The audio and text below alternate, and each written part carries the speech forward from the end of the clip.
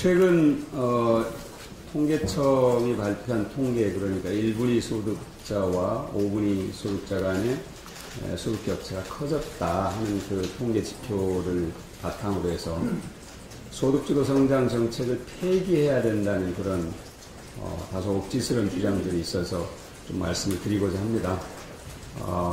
국민들은 이미 소득주도 성장 정책을 명령을 한 겁니다. 촛불 혁명을 통해서. 지금 그 정책을 추진한 지는 이제 1년 정도 됐고요.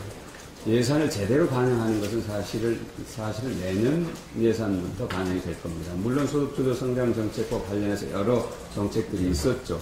아동수당, 기초연금, 또 국민건강보험 보장성 강화, 여러 가지 이제 정책들이 물론 있었습니다만, 그것이 본격적으로 어떻게 효과를 가져올 것인가는 조금 더 시간이 필요한 것인데, 지금 1분위 소득자와 5분위 소득자 그 임금소득을 비교했을 때, 임금소득뿐만 아니라 이제 뭐 이전소득 여러 가지 소득을 비교했을 때 굉장히 유의미한 통계가 있습니다. 상용직 취업자 수는 매월 20-30만 명씩 늘었다는 것. 올 7월부터 9월 사이에. 임시직, 일용직 근로자는 각각 10만 명대씩 감소를 했다는 게 무슨 얘기냐면, 좋은 일자리는 늘고 나쁜 일자리는 줄고 있는 하나의 패턴을 보여주는 것입니다. 그러니까 이것은 우리가 경제 정책, 그러니까 기조를, 패러다임을 전환하겠다는 그 목표에 부합하는 그런 현상들이 나타나고 있는 것이죠. 그런데 1분위와 5분위 소득 격차가 심해졌다는 건 일시적으로 나타나는, 거기에 역행하는 현상 중에 하나입니다. 다수의 현상들은 우리가 가고자 하는 방향에 맞춰서 지금 일어나는 거죠.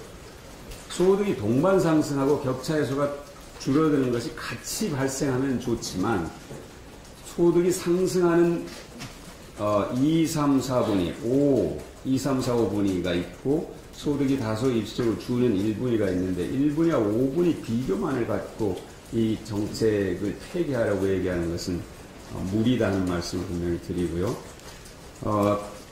특히 이제 앞으로 봐야 될 것은, 우리가 지난 97년, 2008년 두 번의 외환위기, 금융위기를 겪으면서 임금을 적게 주는 그런 변형 전략을 써왔는데, 그러다 보니까 가계 소득 증가율은 낮고 기업 소득 증가율은 높아지는, 그러니까 점점 벌어지는 현상이었습니다. 그러니까 내년쯤 기업 소득 증가율과 가계 소득 증가율이 어떤 변화가 왔는지, 얼마나 좁혀졌는지 굉장히 중요한 부분이고요. 아까 말씀드린 것처럼 2, 3, 4분위 중간층이 얼마나 더 강해졌는지, 이 부분도 유의해서 볼 부분이라고 생각합니다. 답은 명확합니다.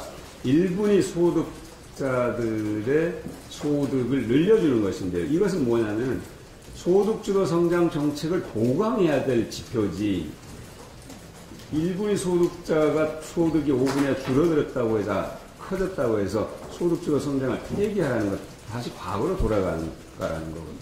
그러니까 이거는 그 지표의 정신을 정확하게 읽지 못하는 것이라는 점을 분명히 말씀드립니다.